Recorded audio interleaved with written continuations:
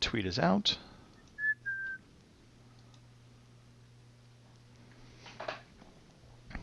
Ooh, I'm so excited. Hey everybody, thanks for tuning in to episode 325 of your Overseas Connection, the official podcast of the G4TE.com community. That is your gateway to a mature gaming community. Today is June 26th. I can't say that properly. June 26th, 2015. I am just one of your hosts on today's show, Greg DeLacy, gamertag Murphy's Law, OC_Murphy's Law on Twitter. It's already feeling 1,000 times better this week. I gotta say, I'm rested, I'm ready to podcast, and I think the crew with me today is as well. Starting on my right, going to my left, which nobody else knows but me. We have Kim Woods on the show today. Hiya. I am known everywhere as GamerGirl27, usually. If it's not me, then it's an imposter. Don't trust them. Okay. So. Excellent. Also on the show this week, filling in for our very own Mark Wright, who was supposed to be on the show today, but unfortunately feeling under the weather. Hang in there, Mark. Worst case scenario, Mark, by the way. Throw in Batman. Put the Harley Quinn skin on. Because boobs, you'll feel better. Fraser Moore is taking his spot. Welcome back, Fraser, our Canadian friend from up yonder. Canadian friend from Canada. Yes. I said up yonder. Is that the Up equivalent of too. Canada? I'm very good, Greg. Thanks very much. Good to see you all again. I'm very excited to be podcasting with Nicole as usual and Kim. Never podcasted with Kim before. It's very exciting. It is very exciting. Fraser, you should be exceptionally excited because you are the lone man on the panel of women in front of me. Also on the show, Nicole Radowski. Nicole, how are you doing? I'm doing great. Can't you tell by my lovely voice today? Let's Absolutely. see, OC_Amaryllis on Twitter and Amaryllis on everything else. Okay. I know, real easy breezy. Easy breezy. Lemon squeezy. Nicole, the voice. Yes. Let's talk about the voice, Nicole. What do you want to know? Say my name. Say my name slowly, Nicole. You sound a bit wheezy. Hi, Greg. Greg. Yes. All right. Enough of that, Nicole. Thank you for being on the show. Awesome to have you guys here. We survived E3. It was quite the week. We had 3 podcasts last week, 2 E3 recap shows, and then we had a great reunion show. I want to shout that out again. It was fantastic getting some of the original Overseas Crew guys back on. But we move on. We've got the new crew, if you will, in place, ready to go. Talk about video games. Before Is that like the new Shmoo? kind of. Do you remember the new Shmoo? I remember Shmoo. I remember. Yeah. Vaguely? He was in Vaguely. Captain Captain Caveman. Caveman. There we go. Yep. Yeah, the new Shmoo. Wasn't a fan of Captain Caveman, I have to admit. But Shmoo He was cute odd, as that's shit. why. He Who, was- Captain Caveman? Cavey? No, Shmoo. Not the Captain Shmoo. Caveman. That Cavey. he To looked his like a hairy female penis. reference. No. That's part of the reason why I was Right. not into Captain. There's my Caveman. childhood gone. Yeah, pretty much. Gone. Oh, hey! So the weather alarm's going off, and I'm terribly sorry about that, but I cannot do anything about it. All right. Well, good knowing you, Nicole. Good luck. Yeah, it's tornado time. It's tornado time. I hear you. Well, if we see Nicole start spinning real rapidly, we will understand what's going on. All right. Before we get going, a couple quick shout-outs. A big shout-out to Paul, who donated £20 into our donation PayPal account.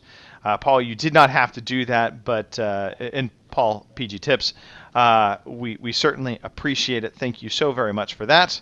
20 pounds? £20, yes. Indeed, it was. Someone's doing all right, aren't they? Yeah. Paul does okay. No, thank you for that, Paul, very, very much. And another shout out to Kevin Fay, 1985, who is following us on Twitch. So just a nice little shout out to him. And I need one of you guys to pay attention to the Twitch channel. Take a look in the chat. We're going to start getting that populated in a little bit. We'll give some shout outs for that. But why don't we start talking about video games before we go too far? Nicole, tell me, what have you been playing this past week?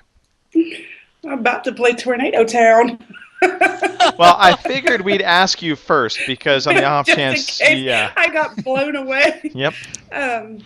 Actually, I'm not venturing very much past Witcher. That's understandable. The Witcher's a big game. Yeah, so Geralt and I are going to have some words, though, if he doesn't figure out how to beat the shit out of this dude effectively.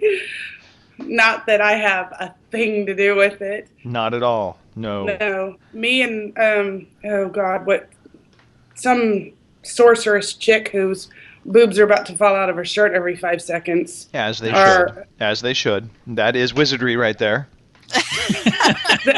That is. And I'm Wizard. sure there's some spell keeping those girls where they belong. Magic. But Two-sided tape. Spell of binding.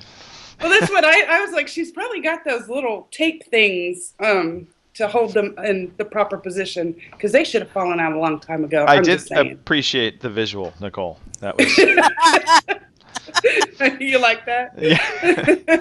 It helps. No. So we're battling in some caves somewhere, and we've gotten past all these trolls. And now I'm trying to get some ice dude that every time I get him down to nil, all of a sudden he gets in some stupid ball and he's back full again. And it's really pissing me off. So I know where you're at. Yeah. Okay. Yeah. I had to take a wee break, and I played Minecraft on the PC. Did you Oh, take dear. a wee break or a wee break?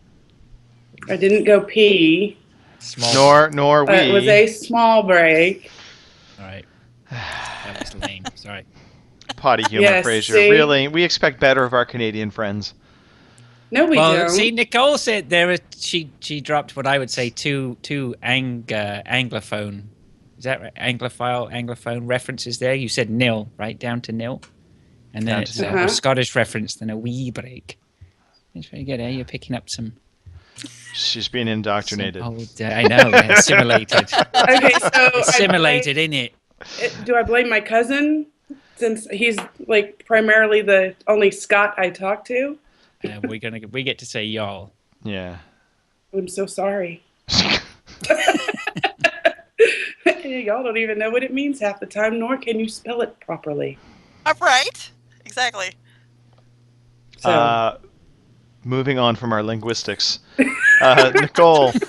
The Witcher 3, you took a wee break. I'm sorry, I'm totally distracted now by numerous things. But was there anything else played? Parsnip wants to know if it was a wee break. WII. That's Oh, where I thought it was going. hell With no. Wii, yeah, no. no, Nicole don't Nintendo. She don't know Nintendo. no. I do things, Nintendo. and Nintendo's not one of them. Nintendo don't. All right. Well, Witcher 3, definitely worthwhile playing. Glad to see you are still enjoying it, even if it's getting difficult. Stick with it. I would say for where you're at, if you still haven't gotten past that, I'm assuming you haven't. No. Okay. I'm No, still no. staring at that big metallic. Advice for that particular thing is be patient and evade, and use Quen, which is your magic ability to absorb hits. So you apparently cast mine's it. not high enough because Dan and I had this conversation also, and he said the same thing, and I'm like, Well, I think that the real key is in the evade part. I can roll like a bitch. Geralt goes all over the screen. We've got that tuck and roll. We know how to do that. And so you want to make sure the Quen is there, and then switch out to Igni, and you can use so when your magic ability comes back in, then you can cast Igni and set him ablaze. It'll stun him, and then you go in for a couple hits, roll around, evade again. And Igni is especially effective against the dog creatures that come out of the whirlpools. Yes, which that brings me to this thought here. why is it whenever those little idiots come out, Geralt decides all of a sudden to put away his sword and start beating the crap out of them with his fists? When did that become a thing? Because it doesn't work well. I've died twice because of that. I'm like, oh, where's the sword? Are you somehow mistakenly maybe hitting the D-pad and putting the sword away? Because if you hit the D-pad when your sword is out, he'll put it away, which is probably the worst possible thing you can do. I've done it numerous times, mistakenly hitting the D-pad, because I was trying to put up to use a power, and I hit right, and he just put the sword away. You don't want to put your sword away. Leave the sword out the entire time. Kim and I are dying. I know, and I know why you're dying. Anyway. Anything is possible because I still hit is it a square that's where the X should be for an Xbox? Yes. So I constantly am hitting that button. I'm like, it's not doing what I want it to do. I'm like, oh crap, that's the square. So anything's possible. Yes, I will definitely try and leave my sword out. Nicole, every fight, have your sword out. Amen, brother. Yes, only sheathe your sword, Nicole, when you're done. I will make sure that happens. Oh, all right. Lord have mercy. My eyeliner's running now. All right, well, let us hop over to Please. Kim. Kim, Yes. what have you been playing this past week? Have you been playing with Geralt and his sword as well? Well, yeah, a little bit, yes. You know, between him and Blackwall and his sword, I kind of have to mix it up a little. So yeah, there's been a little Witcher 3. I haven't made it very far. I'm still in White Orchard, so... Although I did find a church, a cemetery, or something. Anyway, there was a level 7 ghoul, and I kicked his ass. And I'm only like a level 2, so I was all excited about that. So yeah, I haven't made it far on Witcher 3, but I still love it very much. So... I'm sure sorry to interrupt you there, Kim. I'm sure I heard somebody talking on another podcast who said they encountered someone on The Witcher who was only maybe 1 or 2 levels ahead of them, and they absolutely couldn't get past them. So tell us the secret. How did you get through 5 levels ahead? It's very impressive. Sounds impressive. Thank you. Well, between hitting the fire spell accidentally twice and barbecuing his little butt, and I ran away a lot, to be honest. Before he could hit me, I ran away, and then I'd go back, I'd take a couple of swipes at him, and I'd run away again, and, eventually I got him, beat down on him, so... Yeah, and there are certain enemies and enemy types that, they especially if they're tied to an area, they kind of have a patrol radius. And if you go outside of that, they will not pursue you beyond that. So you'll see that sometimes with, especially with bandits. You come across bandits, Yep. They will only pursue you so far, and then they just suddenly like turn around and start walking back like, oh, he's taken off. That's good. He's a foot away, never mind, Right, and then you'll run in and hit him in the back of the head. Exactly. Yeah. Yep, fair enough. That's a good, proper technique. Gaming the game, we call that, right? Yes, gaming the game. Hey, whatever works, right? There was more ghouls there, but I thought I already killed one. I'm not pressing my luck, so I went and did something else. So aside from Geralt, like I said, I've been playing a little Dragon Age. No big surprise there. I'll get that. Here's a question, Kim. How are you finding Dragon Age compared to The Witcher 3? Well, it's I don't know how to say it exactly, because I mean they're both basically kind of the same type of game, but one seems like The Witcher 3 seems a little more mature maybe than Dragon Age, Okay. If that makes any sense. I mean, otherwise, it's kind of all the same to me because they're both RPGs. There's probably some dragon-type creatures in Witcher that I haven't stumbled across yet. So, but yeah, it definitely seems like to me The Witcher is for more of a mature person maybe than Dragon Age. Even though in Dragon Age, you have the whole slam bam, thank you ma'am sort of thing going on too. But right. That's... I think for me, and the reason why I was asking you this is I found I really am much more engaged with The Witcher 3's story than I am with Dragon Age. I like Dragon Age a lot, and I like a lot of what it does, but I just didn't feel all that compelled by the Dragon Age story, whereas The Witcher 3, I really have just sunk my teeth into it. I'm very much enjoying it. Greg, I think part of that is the Dragon Age story is a little more convoluted. And Witcher is pretty straightforward. Yes. This is what you're doing. This is why you're doing it. Yeah. So I can see why you would be more into The Witcher. I'm the same way. I love the Witcher story. I'm even going to go back and go play the others because this is the first time I've even played Witcher. Okay. Very cool. So, yeah, I feel you on that one. All right. Okay. Kim, anything else you wanted to talk about? I've been playing a little Peggle 2, and I have got back into the Wolf Among Us. So back into the Wolf Among Us. Did you not finish it the first time? No, actually, I finished it on the 360, and I picked it up, twice? Twice on the Xbox One. I even bought it for my computer on the Steam sale. So I decided, well, it was sitting there on my dashboard, and we're doing the whole gamer score thing, and I knew I could pretty much pick it up and play it, and get some you were cheap gamer thinking score out of it. with that one game, you were going to take the entire challenge, weren't you? That's it. I was going to rise from what I think I'm at the very bottom. I was going to make my way up to the very top. Yep, that's it. And enjoy myself. I did it because I love this game. So nice. Yeah. All right. Okay. Well, that brings us to Mr. Fraser Morris. Hi, Greg. Hello, Fraser. I have not much to offer in the gaming world this week because I've been obsessed by one game and one game only, and that's Zombie Army Trilogy, which I have. Now, is this the same people that did Sniper? Correct, yeah. So This is from Rebellion Games, and they did these. They are more famous for the Sniper Elite games, of which Zombie Army was a spin-off. I'm pretty sure it came out on PC. It might have come out on the consoles. I'm not too sure. But Zombie Army came out as a sort of standalone, third-person killing Nazi zombies game.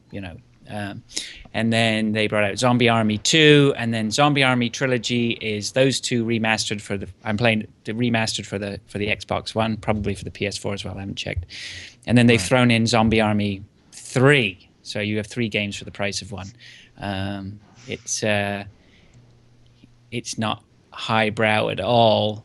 And by me saying that, I'm not taking anything away from it. I called it the other day the Expendables of video games. It has no pretenses to doing anything special. You get exactly what you hope when you have Schwarzenegger and Stallone and everything in there. This does exactly what you think when it's killing Nazi zombies. And I love it. I played a bit with Bongo a couple of weeks ago. We played a little bit of co-op, and I did say at the time that seemed to be the way to play it. It's sort of a bit like Left 4 Dead. I've said before it's a cross between sort of like a Gears of War and a Left 4 Dead in that it's pretty linear in where you're going. It's got that same sort of third person mechanic as Gears of War, but there are safe houses. You're trying to get to checkpoints and get to safe houses, and gives you time to reload and catch your breath, and then you're back out into the fray. And it does nothing more than just constantly throw Nazi zombies at you to kill, and it's wonderful. And I didn't think I would like the campaign, but I thought. And with that phrase, you froze right mid-sentence. He is in Canada, so he's gonna freeze. Am I still with you? You are still with us, yes. You are back amongst the living. For a second. I sent my tornado your direction. You were going zombie on us. We'll send it out into the wilderness of Saskatchewan or somewhere. But it's like I say, it does what it says it's going to do. It just throws Nazi zombies, and for some reason, I find it immensely enjoyable. The shooting mechanics are just great. The sniping mechanic, of which this is born from Sniper Elite, is great.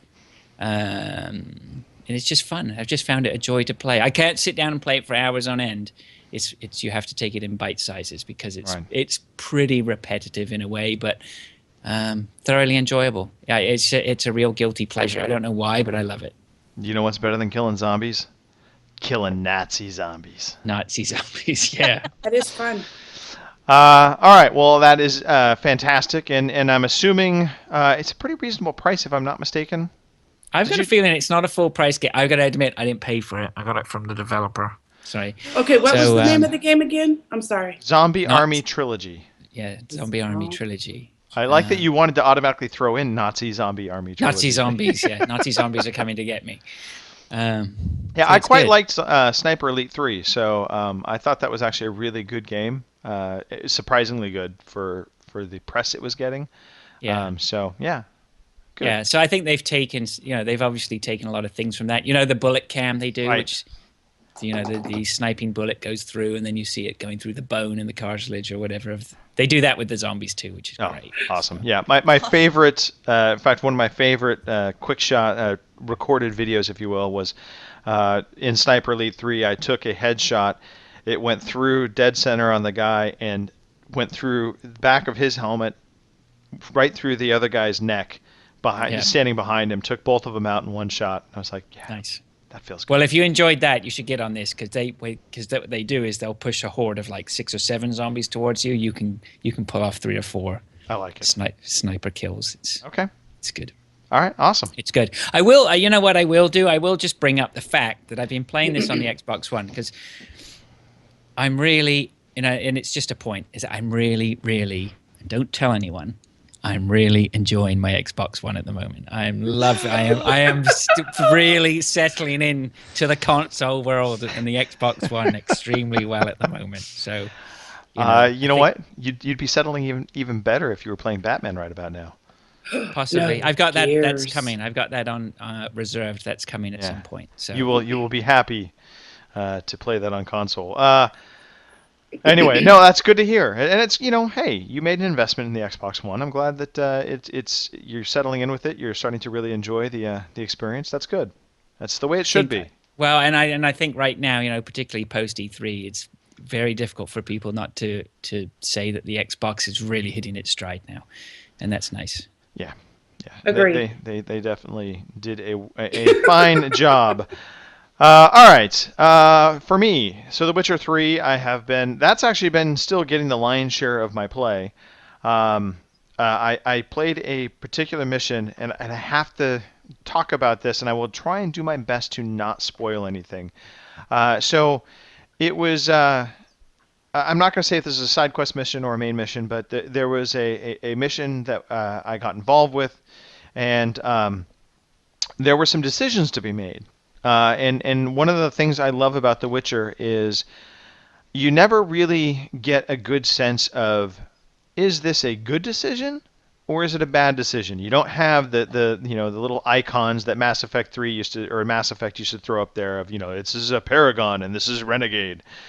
So there really is a grayness to it, and you just kind of have to feel your way through it. And if you haven't done some of the because all of the missions, well, I shouldn't say all of them, but missions with decisions like this, sometimes they have kind of exploratory little side areas that you don't necessarily have to do to get through the mission, but they will give you additional information and kind of arm you better to get through the mission. And so I got to this decision point, and I hadn't done everything, but I felt confident where I was at.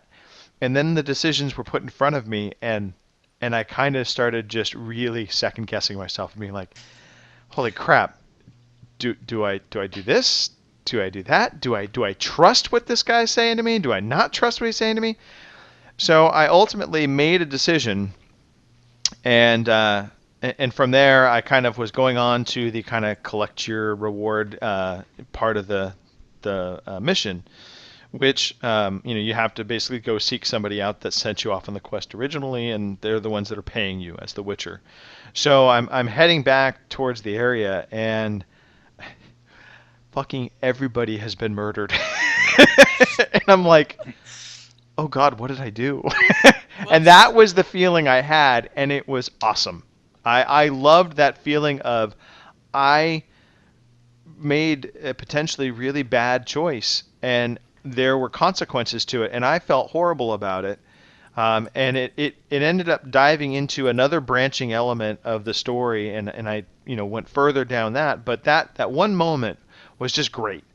Not because everybody died, but it was just because it felt like it had weight, and I felt like my choice literally had consequence that I did not see coming. So yeah, that's good. Yeah. It's good, even though it's a bad outcome. It's excellent that like you say, it has weight and it perhaps throws you a bit of a curveball.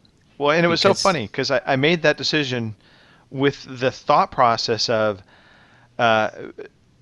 individuals that I had come across before, or part of the story from before, was something that I thought I could influence with this choice, and it was, but I didn't understand the full ramifications of this choice. So it was a very good, epic kind of moment where I was just like, holy crap, this game just took it to another level. Anyway, from there, Batman, Arkham Knight, have been playing some of that. I haven't gotten real far into it. I've been enjoying it. I am absolutely. Are you boning Batman, or is it on the PS4? I am boning Batman. I am boning Batman. So this game visually is absolutely a treat to look at on consoles. It looks fantastic. It runs very well. It's not a 60 frame per second game. That's okay. I think my one complaint is Gotham City as a whole is just kind of a shithole. And it's not a city that one has a lot of different architecture to where, like, as you're traveling around, like when you're in GTA, you kind of know, you can get a good sense of where you're at based on landmarks and things in and around you. And in Batman, it all just looks the same to me. And maybe that's just an early on thing, but right now I'm really struggling with the fact that everything just kind of looks the same. It looks all pretty, don't get me wrong, and they've done a really good job of creating a game engine that you go from cutscene to action, and there's not a hitch. You cannot tell. It is a just supremely great-looking game. So Didn't they increase the size of Gotham by about 5 times or something? It's supposed to be pretty possibly. big. It feels big. It feels big, but it just it feels like just the same thing. You go block to block to block. I don't even know what they're laughing about. I don't either. Is there something you'd like to tell the class, Nicole? Yes, Nicole. No, we're good. We're good. All right. Yeah, fine, really. See, we're tracking. We got it. We're good. Yeah, we're fine. Kim and I have been gaming together for ages. Yeah. Since the beginning of 360. Don't make me get my sword out. Please don't. All right. But anyway, so Batman, it is a fantastic game. Kim's wearing a Batman shirt, I believe, by the way. Yeah, actually, I am. I thought I was staring at your chest earlier. You're wearing a Batman shirt. Sure, all right. All right. And it's got Toothless on there, too, so, Okay. Oh, I love that one. I remember when you got that. See? Aww. Fraser, I remember when you got your plaid shirt. I No. All right. It doesn't have the same effect. No, not really. Please stop. All right. Well, anyway, so yeah, the Batman is a fantastic game on console. It has had its fair share of problems on the PC side. So the PC elitists are taking a path on this one, so to speak. But really, it's Rocksteady and Warner Brothers under-delivered in that department. But we'll talk about that later. Later as in Quiz. now? All right. News quiz. Yes. Here we go. News quiz. Fraser, since you're taking Mark's place, you'll actually be going first. He's ready. Look at him. I know. He seems like he is gung-ho, Nope. ready to He's go. just got the cutest little grin on his face. It's straight like his back. mama just gave him cookies. Straight back. Let's go. Okay. Let's do this. All right. So, Fraser, the way this works, just to recap for listeners and yourself, since this is the first quiz you've been on since we've done the new system, I will tell you what category the game falls into. It can be either announcements, features, leaks, and interviews, because I realized we needed to add interviews to something, and then numbers. So the question will be within one of those 3 categories. Once you have a point for getting a question right, you can either bank it on your next question or you can gamble it to get another point. If you gamble and lose, you lose that point. If you bank it, you keep the point. You still have to answer the question, of course, but you won't lose the point if you get it wrong. Clear as mud? Sorry. Clear as mud. Hang on a second. So if I gamble it, what do I get if I gamble it? you would if you Shit. get the question You get correct, shit. you would get another point. So you basically are gambling it to earn another point. So you would get 2 points at that point. Okay. Point. How many times can I say point? Does that make sense? She's Sorta. your point. All right, Fraser, here we go. Your first question to get a point. It's a features and leaks question. And let me see if I can throw it up into the window for those looking on. It's going to come across all kinds of crappy here, so I apologize. Per an interview with NPR, what was the reason Nintendo's Shigeru Miyamoto gave for the challenges the Wii U faces? Was it A, the value of the system was not conveyed, B, people didn't understand the system, or C, third-party games failed to inspire early adoption at launch? Ooh, that's a real who are they blaming set of answers, isn't it? Because Right. A, are they blaming the punters? Or B, are they blaming Nintendo themselves for not conveying the message? Or are they blaming the third-party devs? I don't think they'd blame the devs. That would be like... they're very honorable, the Japanese, aren't they? I think they would blame themselves. Because you don't want to alienate your customers, and you certainly don't want to alienate the third-party devs, which you're just about to go into a new console. So, by powers of deduction, and this is how it's done, folks, you're getting an insight into the mind of a champ here. I'm going for whatever that question was that blamed themselves. The answer. So you're saying the value of the system was not conveyed, A. Yes. Okay. Well, Mr. Fraser Moores, you are wrong. No, Miyamoto in the interview was saying, I think the Wii U, our challenge was that perhaps people didn't understand the system. Yeah. Yeah, I think we had a system that's very unique, and particularly the video game systems. Typically, it takes the game system a while to boot up, he explains. And we thought that the tablet-type functionality connected to the system, you could have the rapid boot up of a tablet-type functionality. You could have the convenience of having that touch control with you there on the couch while you're playing on a device that's connected to Holy this is the moly, most no wonder they didn't convoluted. understand it. Yes. I don't understand exactly. that. Yeah. So let's just throw it out there. Nintendo, you're just wrong. It was you. You really killed the Wii U. Not the people didn't understand the system. You put out something that was not, I think it is A. I think it is the system. The value of the system was not conveyed properly. And I also think to a degree, third-party games did fail to really inspire early adoption, but I don't think that's third party's fault. I think that was more of a result of the bad sales, wasn't it, after a while? Third-party games typically at launch aren't the most terribly inspiring games, but usually the console makers will put out something that is first-party that's kind of there to be the tentpole. And Nintendo just didn't do that with the Wii U. They left it all on third parties' laps, and third party was like, that's really not our job to sell your system. Off again, Greg. You got to be careful. I know. Fuck, I don't know what I'm doing. Guessing tentpole. Apparently, no idea what you're dealing with here. Apparently, I'm dealing with two 12-year-old girls, but that's okay. I don't mind. Fraser, I'm sorry you got the question wrong, because Nintendo is stupid.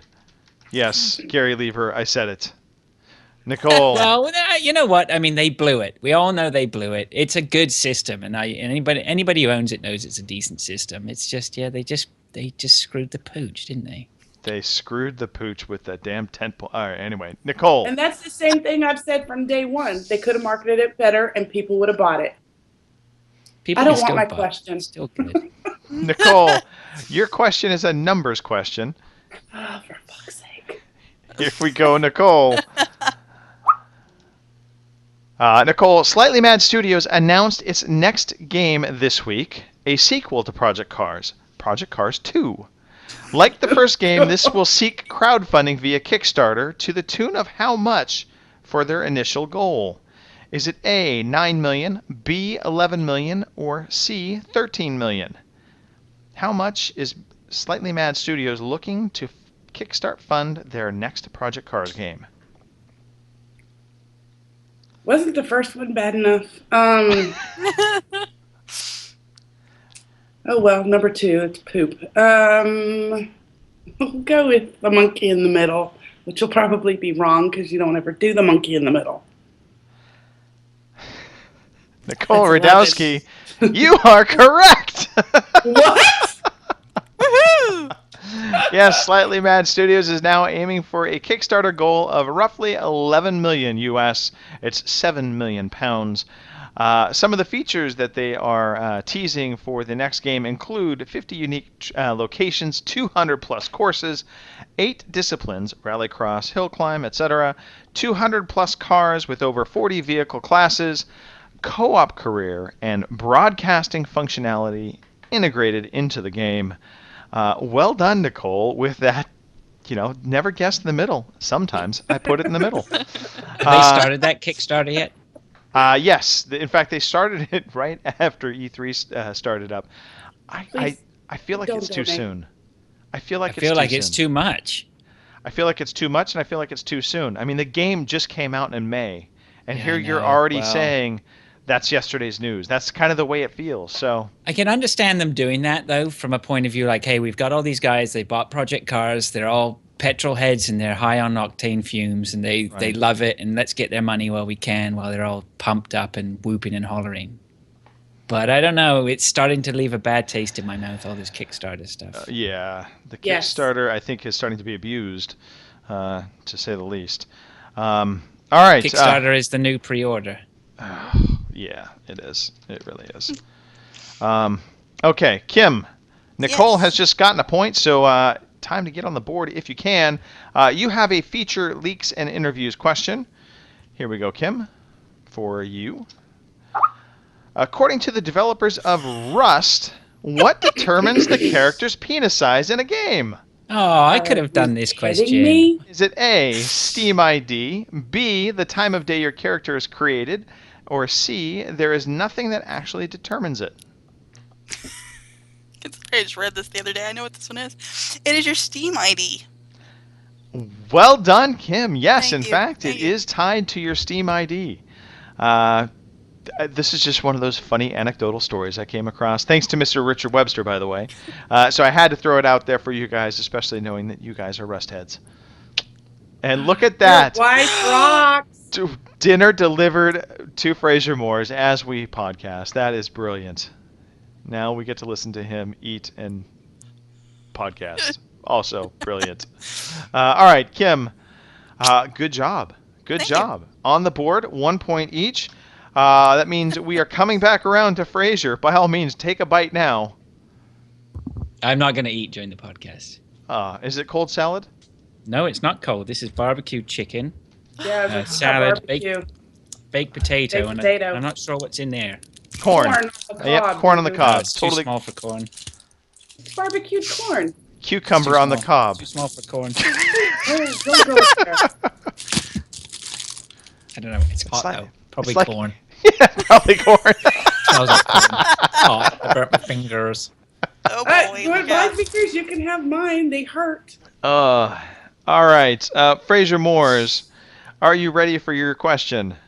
Born ready. All right. You don't have I a am point on on the a board roll. yet. Yeah, you don't have a point yet. So nothing to gamble away. However, it's a numbers question. Here we go.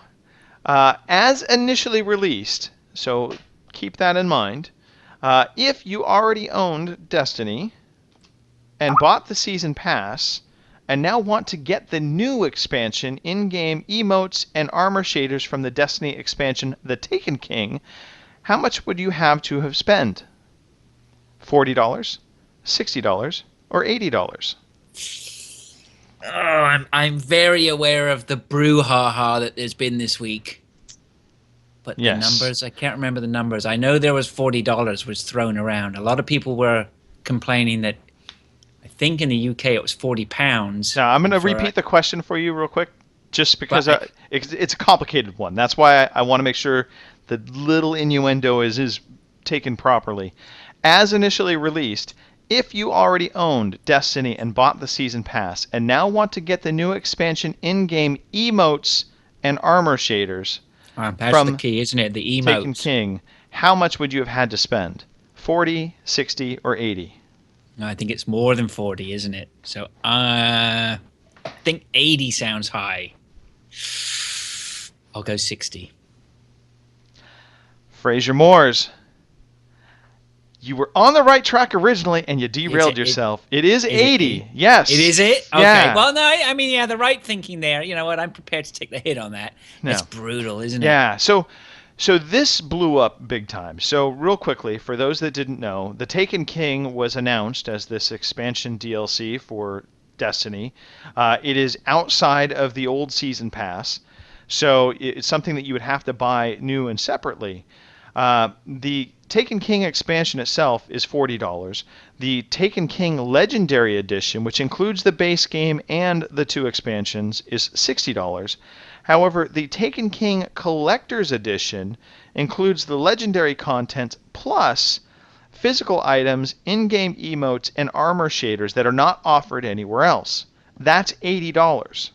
So the only way to get those items, if you were playing Destiny, is you had to buy the Collector's Edition for $80. Even if you already bought Destiny, you had to buy it all over again.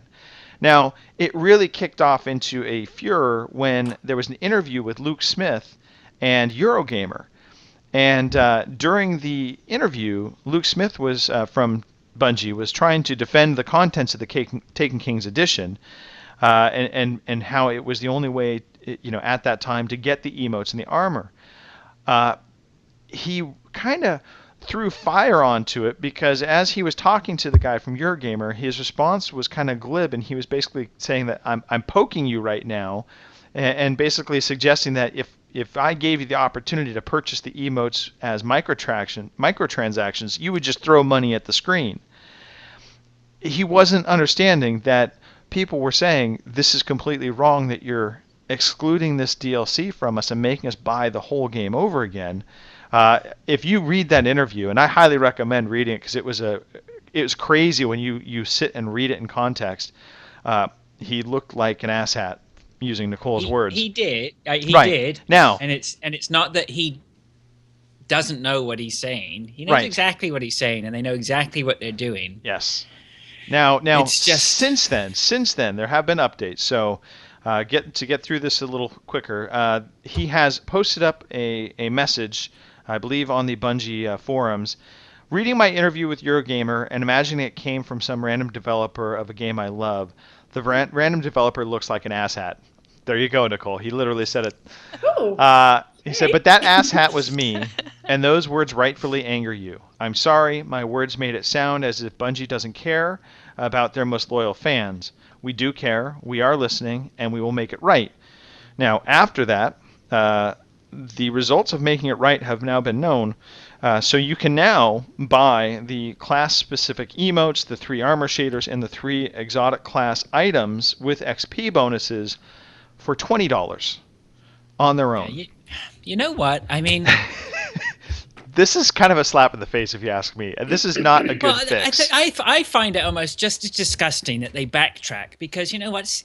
As bad as it is, right. You know, you're in the game to make money. Go ahead, make money. You're pissing your fans off. Fine.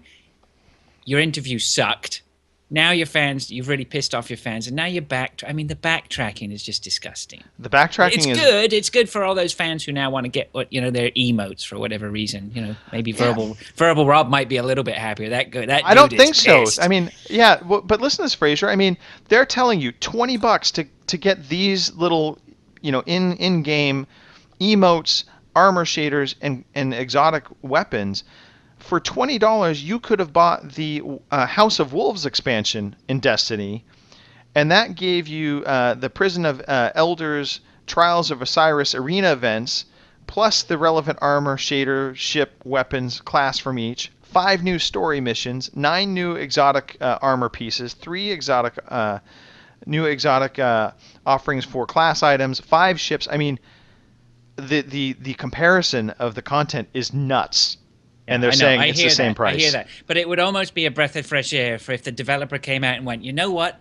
I know it looks like we're taking the piss, but this is a premium game, and we are riding high on the wave right now. And you know what? It's a premium expensive. Game, and we are going to fleece you. And he almost did it. He almost did it in a way and said, you know what? Tough shit. Yeah.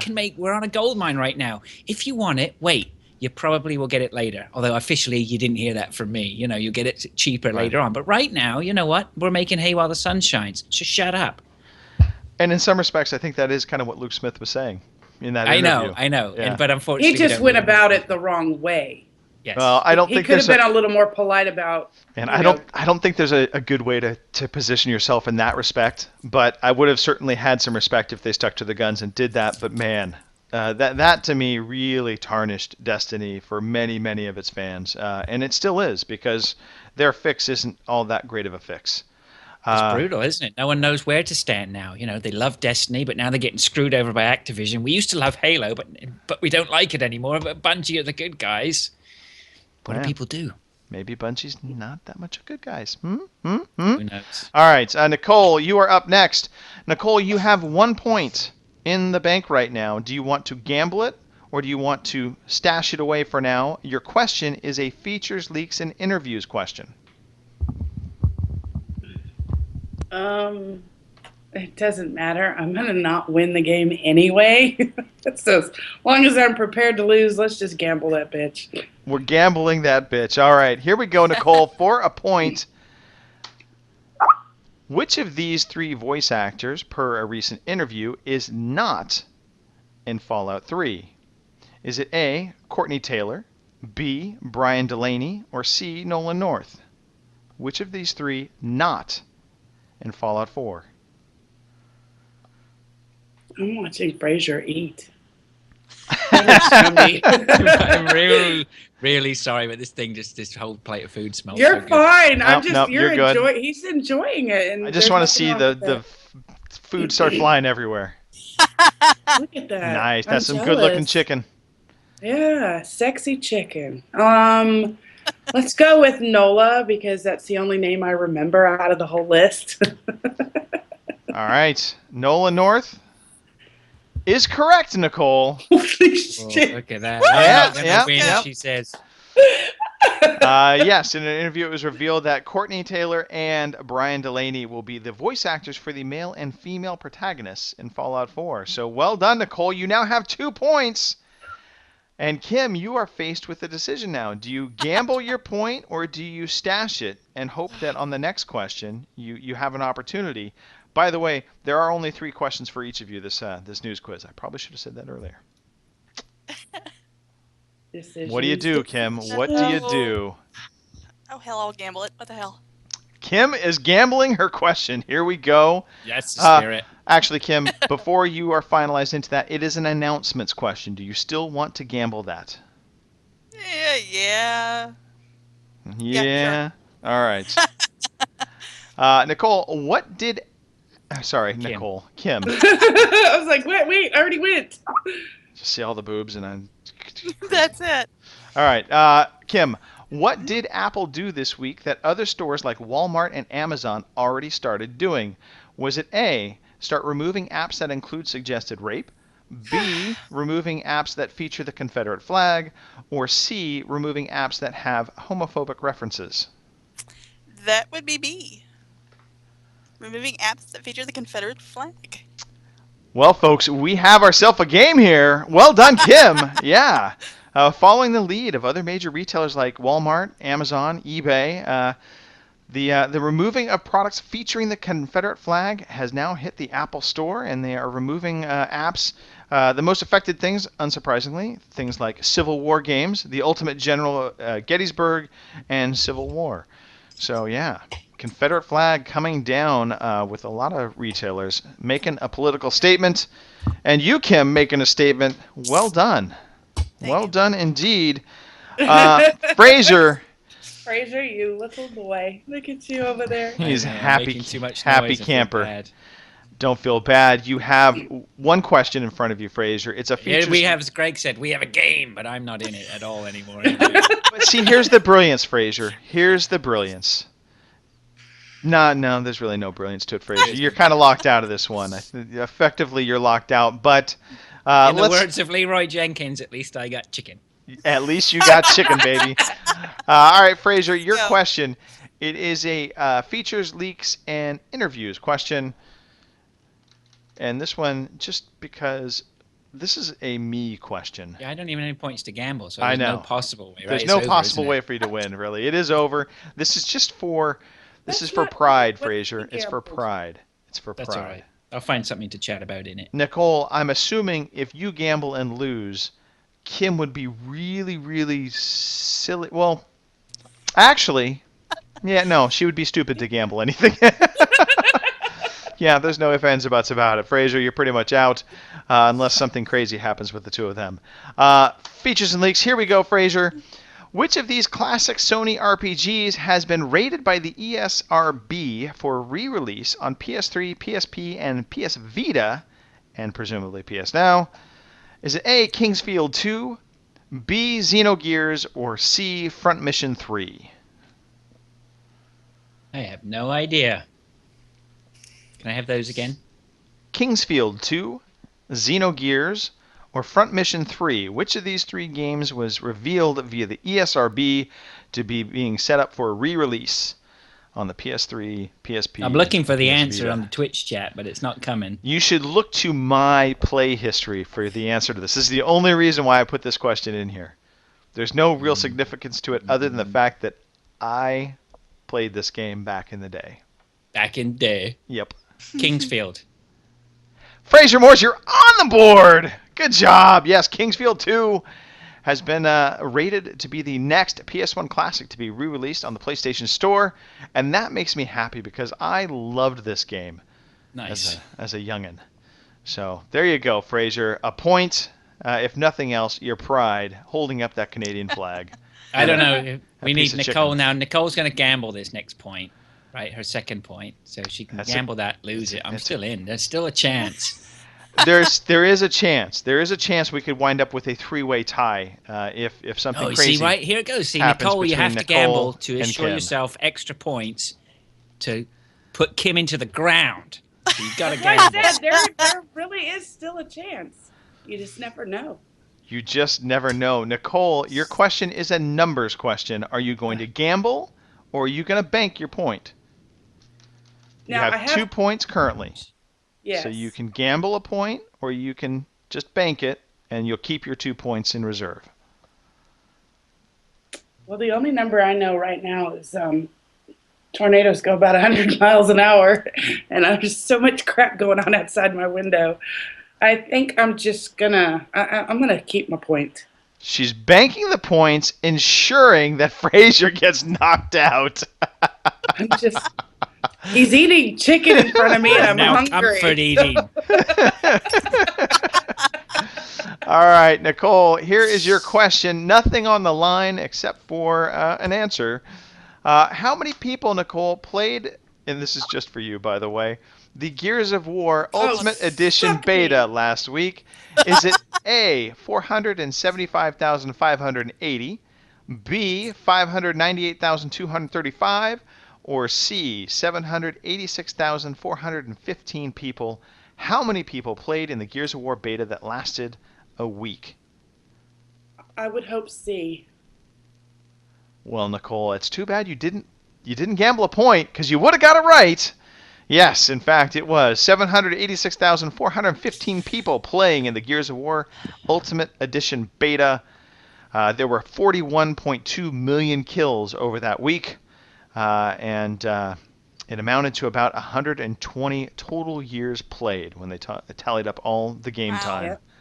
So looks like it's going to do okay when it gets released, assuming that translates into purchases. Oh, I'm buying it when I didn't even play. All right, Kim. So does that mean Nicole's on Yes. 2 points? Nicole is on 2 points. She 2 didn't. points. She didn't gamble a point, so she's stuck at 2. Kim, you have a choice now. You can gamble a point. If you get it right, you win. If you don't gamble the point, you tie Nicole, and we go to basically a tiebreaker. Mm-hmm. What do you want to do? It is an announcements question. No pressure, kid. No, not at all, right? So, No. all right. Oh, what the hell? I'll gamble a damn thing. Gambling the point. Kim, rolling the dice. And watch me lose. All right, Kim. Uh, Here we Go get go. Here we go. Batman Arkham Knight has had a rough launch on PC. And what news did Warner Brothers drop this week regarding the myriad of issues on PC? Is it A, the season pass for PC will be free, B, the game is now delayed, or C, a series of 3 patches are inbound and will be hitting over the weekend to address different areas of concern? Oh, yes. I would have gambled on this one, and I would have won. Crap. I'm gonna go with the patches. C. Kim, I am sorry, but you just lost the news quiz. Yes. Oh, damn it. Warner Brothers and Rocksteady have pulled the game off the shelves, out of Steam, and is now delayed until fall of 2015.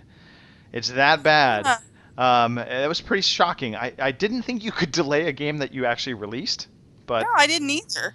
Apparently, yes. They are delaying any further purchases. Yes. And allowing those that did purchase to get their money back if they want it. And I knew about the refunds, but I guess I didn't know that they'd actually. Yeah, they pulled it. Yeah, the official listing in Steam says Batman Arkham Knight will be available on SteamOS, Linux, and Mac in fall 2015. Son of a. Yeah.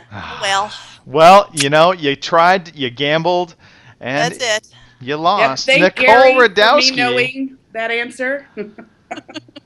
Nicole, well done. Well done. Nicole's giddy like a schoolgirl. I know. Hell yeah.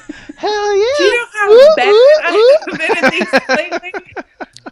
Yes.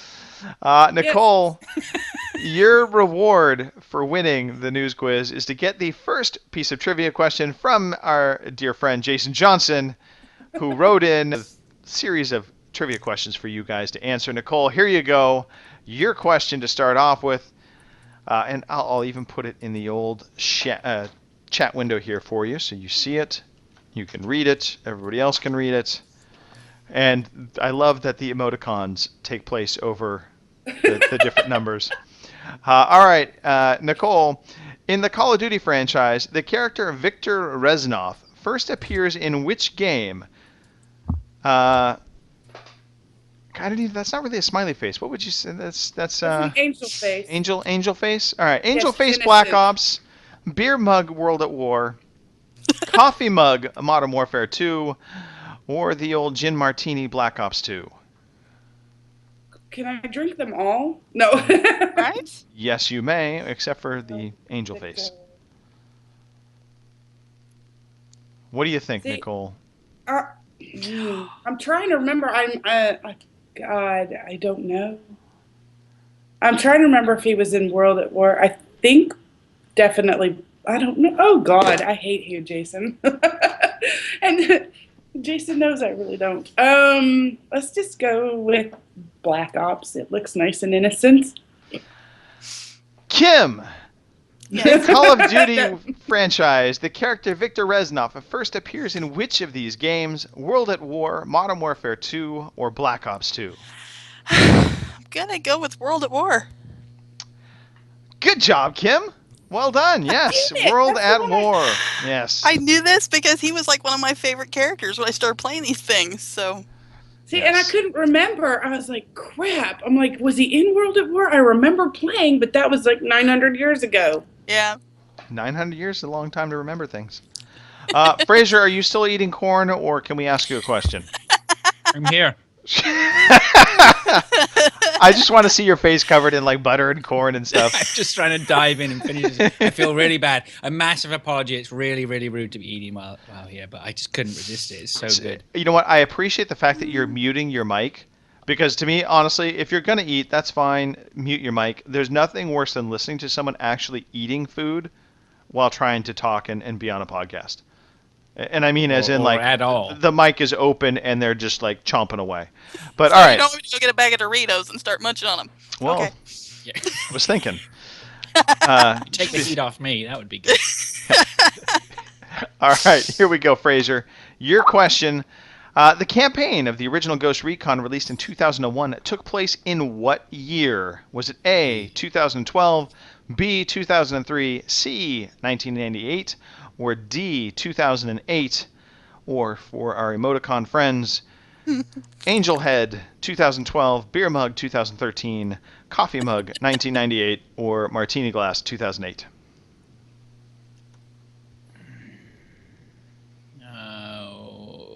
I could really go silent right now to think about it, but I'm going to just have to take a stab at 2003. Are you okay? Really, Nicole? It was to keep her from barking. I had to mute and tell her to come here because she was muffing at the window. You were comforting your dog. You should ask your dog, Nicole. The campaign of the original Ghost Recon, released in 2001, but took place in what year? Was it A, 2012, C, 1998, or D, 2008? Google is not your friend right now, Nicole. Not Googling, I'm reading your question. Siri. Skype. I'm just playing, Skype. Nicole. Oh, and I'm going to add participants to the call. Sweet. No. Campaign. And it was, what were my choices? 98? 2012, 1998, or 2008?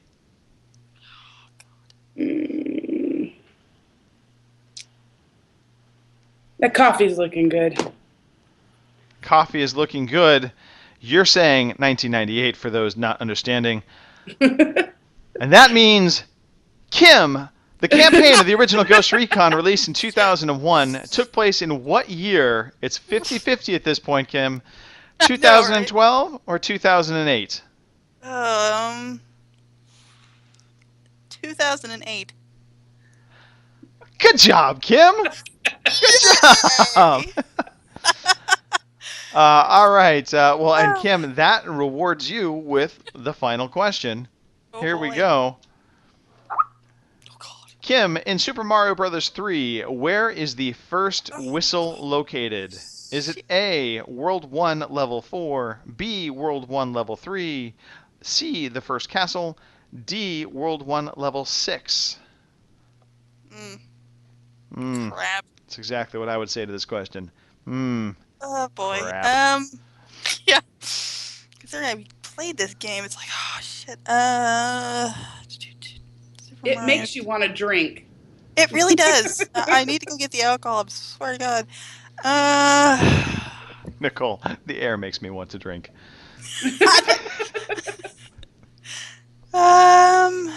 Shit. World 1, Level 4.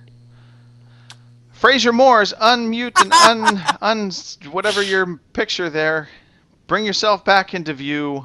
I'm back. I had to just make one last push to get the salad done, and that involved slate scraping.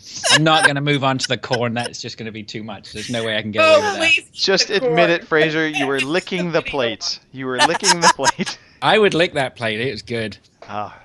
Making me hungry. All right, Fraser Moores. In Super Mario Bros. 3, where is the first whistle located?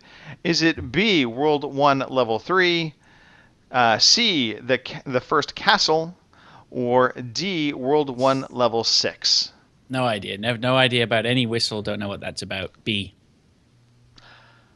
Good job, Fraser Moores. Yes, it is World 1, Level 3. There you go. See how that mind works? It gives you an insight into the workings of a genius there. Like a steel trap, indeed. All right, it is the favorite time. It is the back of the box game. Guess the game description. Oh, God, here we go. You'll each get one shot at answering this. We'll start with you, Nicole. We'll go to Kim. We'll wind up with Fraser. And if you can't get it at that point, I will give you a clue, and you all can take another quick stab at it, and then we move on. Here we go. When the Democratic government of oh, Jesus Christ, Jason Johnson. I hate you as well now. Yes. Don't give him spelling challenges. Don't give me spelling challenges. That's why I'm going to put this up in the old... No economics, no big words. Yes. When the democratic government of Isla Truño is overthrown, an aggressive and hostile military command rises to power. A highly trained special ops unit is sent in to help the rebels accomplish objectives only a blank can handle. In addition to intense blank missions, players will also take part in a variety of assault scenarios where their prowess with weapons will be a huge help to the undermanned rebels. What game am I? Nicole. Well, it's not Super Mario Sunshine. That is correct.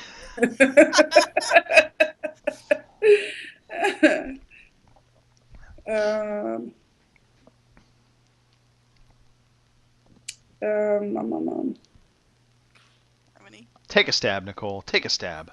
There's no stabbing. They're really just, I don't know, going commando. Going commando. I don't have a clue. No. The shooter with no pants? No. That's right. Incorrect, Nicole. Incorrect. Kim, what would be your guess for Back of the Box on this one? Oh, God. Going commando too. I'm gonna go with the idiot Spec Ops. Not a bad guess, but no. Incorrect. Fraser Moores. It's typing. I don't know. I because you said that. I'm just reading it. It says the rebels accomplish objectives only a blank can handle. I don't know. I think I'm thinking possibly Ghost Recon. Is that your answer? Yes. Incorrect. Incorrect. Here is your hint. Yes. It's not exactly an easy hint. One shot, one kill. Nicole, what game am I? Your hint, one shot, one kill. You are Tachini playing Halo. Incorrect. Kim, go. I don't know. Sniper Elite? No! But also a worthy guess. Fraser, one shot, and then I will one shot. Did you get it? Yeah. One shot, one kill. And then I will I'll throw out another hint. Rainbow Six. Incorrect. So, here's my hint. In the last round of answers, Kim named one of the words in the title, and Fraser, in the first round of questions, you named one of the words in the title. They're not the same word. Crap.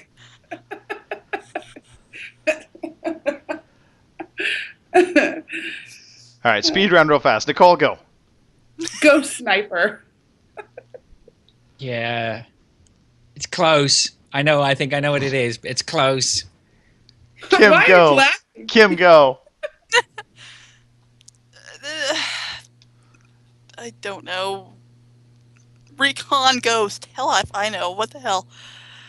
Fraser, go. Go. Sniper Ghost Warrior. Fraser got it. Oh, all right. Yeah, see? Not another game I never would played. Nicole, when you said Ghost Sniper, I was so tempted to just give it, but, that was a tough one. That was a tough one, I gotta say. Well done, and thank you, Jason Johnson, for sending in that trivia. Of course, if you are listening to this right now and you think you want to send in trivia, it's super easy. Just email it to us, podcast@gmail. That's going to get you nowhere. Podcast@g4te.com. That will get you an email to us, and you can send us in a multiple choice trivia question. Please include the answer, and we'll get it up into the podcast news quiz. All right. Real quickly, let's go through our E3 predictions. So before we do that, clear off the answers. Clear off the answers. Thank you for reminding me. It's my job. Hold on. I'm wiping the screen. There we go. Okay. We are clear of the screen questions now. It's back to full size. Everybody can see our smiling faces. Kim, I don't know what that was, but okay. I do, and now I'm going to sip on my drink quietly. Okay. All right. All right. Now, E3. We had predictions beforehand. We all threw out our guesses as to what was going to happen. Now we're going to take a look and see how well we did. I will sacrificially throw myself up there. I only gave 4 predictions, so one for Nintendo, one for Sony, one for Microsoft, and one for PC, technically Windows 10. So I will do my 2 Nintendo and Sony predictions and see how well I did with this. Nintendo will announce a new handheld that is designed to work and sync with the Wii U. No. No, not even close. Nintendo basically announced nothing. They had great puppets, though. And Not here really. is my greatest prediction of E3. Sony will once again not show The Last Guardian at E3 or Gamescom, but will continue to mention it still in dev over the course of the year. So, incorrect. They actually did announce and show off The Last Guardian for a change. So, failed on both my predictions. Let us move over to Nicole. Nicole, now your predictions was 1, I won't wear my Gears of War shirt this year and post a foolish pic again. I believe that was correct. I did not see any pictures of strange-looking cogs. Not yet. Not yet. Still a work in progress, I guess, on that one. Yeah. You did say that Dungeons and Dragons will make a comeback. I don't believe it made a comeback at E3. Just want to throw that out there. I don't recall seeing any Dungeons & Dragons announcements at E3. You know what? Yeah. You're pulling shit from last year? No, yeah. You know what I'm doing? I'm pulling our 2015 game predictions, not our E3 predictions. Yeah. But god damn it, my E3 predictions were wrong off that one anyway. Now it's pissing me off. Now I'm angry. All right, let me pull up the correct predictions and see if I made stupider predictions than the ones I already made. This is how it's done, folks. This is absolutely how it is done. That's right. Professional to a freaking T. Now, I'm going to open the one that actually says E3 predictions and not podcast predictions. That's how I roll. All right.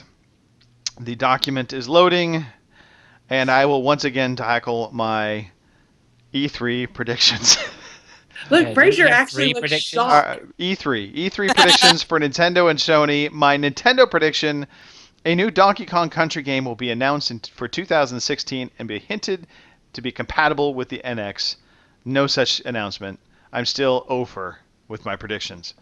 I said Sony will start their conference with Call of Duty as a shot at Microsoft for the first time in a long time that they will have the marketing deal and the game, and they will also announce DLC first on the PS4. I was correct in that they did show it, just not correct in the timing of it because it didn't lead the way with the conference. I also said Sony... Very harsh on yourself, aren't you, Greg? Pretty much. I'll give myself a half a point. Half a correct one. Because you're worth it. I am worth it. And gosh darn it, people like me. Reference. All right. Push it. Sony, I said, will announce Gran Turismo 7 with a teaser and no release time. I don't know what I was thinking. They're never announcing that game.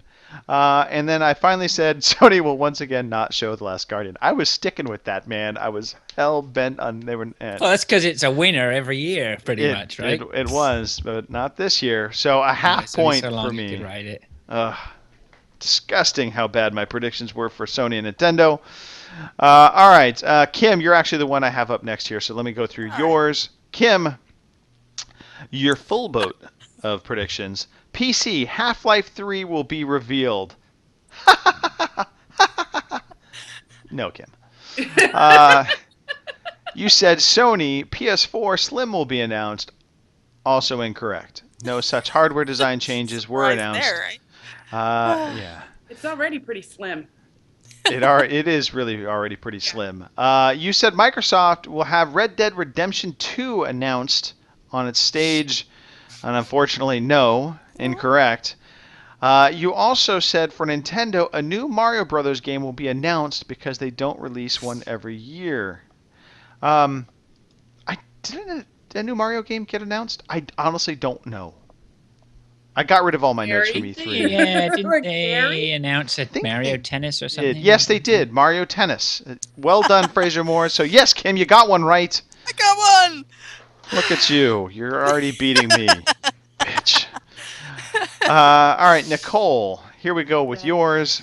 You said Microsoft will announce Gears of War Collection. Yes, I named that shit. We'll get Gears of War 1 through 3, not including Judgment. It was pretty much complete crap. Anyway, no one wants it. Blah, blah, blah. You did say they would show a little bit of Gears of War 4 teaser because this gal likes to be teased. So you don't have to read all the extra crap. I like reading the extra crap. It adds flavor.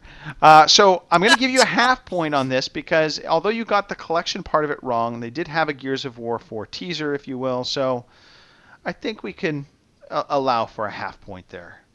I'm being generous now. I won't be so generous. Oh, give the full point.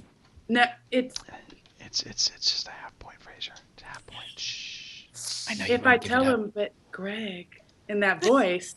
Full point. Full point. There it is. Full point. Nicole, you also said Sony. They will finally let you change your username. In the words of my Kim Woods prediction on Half-Life 3.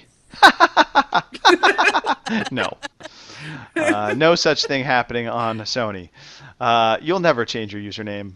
It will never happen. You said Nintendo. No one cares. Nintendo. I'm giving you full goddamn points for this because that's really true. Everybody was pissed off after the Nintendo conference, and they did have a bunch of amiibo crap. So that was part of your prediction there. So yes, full point for that, Nicole. Well played on that. You said PC. You don't really know. There's so much crap for a PC. They'll announce they're flooding the market with more crap to confuse people and make it harder to get into PC gaming. They didn't really announce anything in terms of PC crap, so I'm not going to give you a point for that. And you did say Steam bringing out their Steam machines. Do they doesn't do floors? Yes. Well played. Thank you. They didn't bring out their Steam machine, so I still can't give you a point on this one. Sorry. Hey, I got a point and a half. I know. And then you had a gaming-related kind of third-party Left 4 Dead 4 will be announced. Yeah, because I meant to type 3. Yes. I would have taken either or, given it to you if they had come out with either one, but no. It would have been funny as shit if they skipped 3 and 4. That would have been brilliant. And then we would have known you're an insider. Yeah. All right, Fraser. You seem very confident with your predictions here.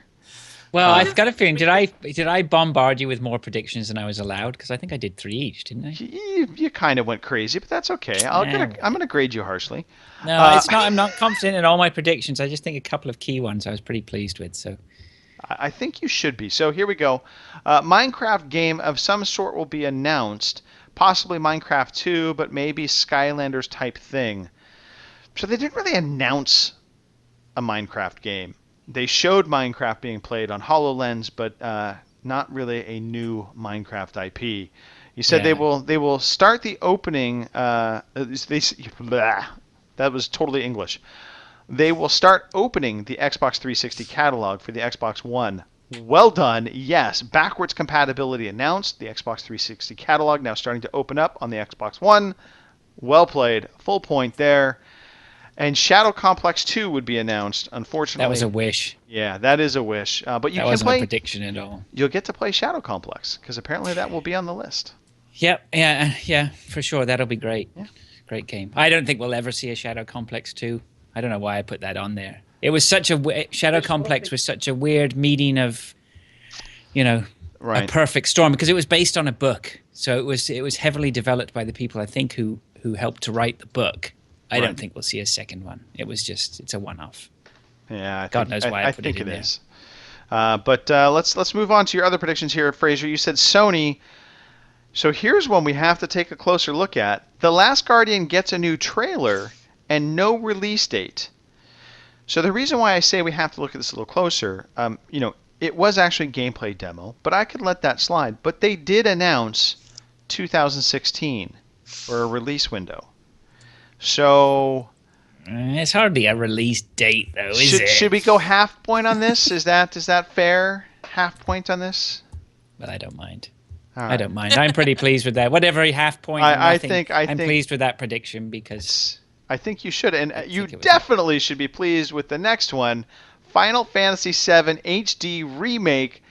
And it is a remake, not a reboot or a just an up-resed re-envisioning. So well done. Full point on that. That was a wish too, but that wish came true. Yes. Now, if you could go 3 for 3, that would be amazing. Sony will push game streaming services forward again. I don't even think they announced or talked about it at all on stage. No. That and the Vita pretty much got no love on the Sony press conference. But still, a worthy showing there on the Sony stuff, Fraser. Well done. All right, on Nintendo side, man, and I guess we got to give this first one to you. You said a Metroid teaser.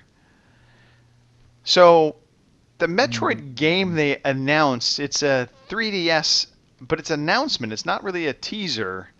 No, I don't think that's not what I was hinting at. That was not your envisioning? Okay. Thinking, proper Metroid game, none of this sort of spin-off. I mean, it's coming. There will be a Metroid game. They know, and they said this week, or Reggie said this week, that they know that that's what the fans want, and it will come. Right. But it's not coming yet, and full credit to Nintendo, and the haters can go drink their haterade somewhere else. Haterade. He said that we are not in the habit of 2 or 3 years ahead with no release date on the horizon and showing off a game that's nowhere near ready or ready near a promise date. So sorry for them. I'm drinking a little haterade. Drink away. All right. The Wii U gamepad, there'll be a new Wii U gamepad. No such thing was announced. You also had predicted that Super Mario 64 HD Remake would be announced. And that also not announced. And then, let's see here. And this was just kind of a stab in the dark, but... I was just filling gaps here. I'm just going to throw this out there. Someone is going to push integration between mobile devices and PCs for gaming. I mean, I don't think there was really any big announcement around that. I mean, you could make a case for Windows 10 with the streaming. But that's not mobile, really. Yeah, exactly. So, either way, though, you get 2.5 points. You are definitely in the lead in terms of predictions, Fraser. Well done. All right. Well, next week we will take a look at everybody else's predictions, finish up mine, and go from there. We'll crown a king. All right, Nicole. I know you are excited about the next segment, the new releases segment.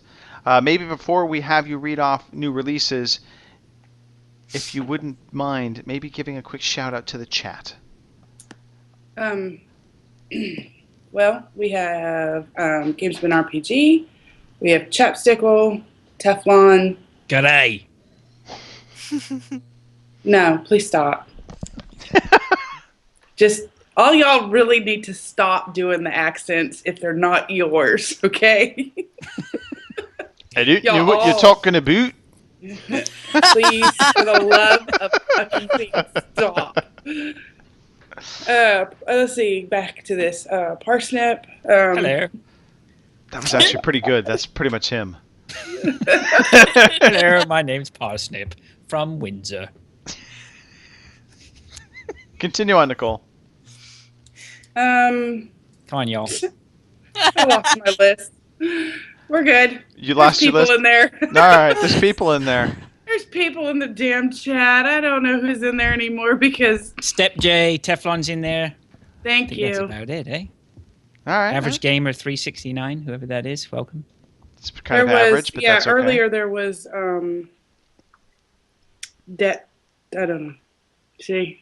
Let's just go with this. Some crazy names you don't want to say. I know, but I'm going to make you talk other crazy names. Let's talk new releases for next week, Nicole. Yes, for June 27th through July 3rd. Lego minifigures online for everything on the 29th, because I'm not reading all that crap out.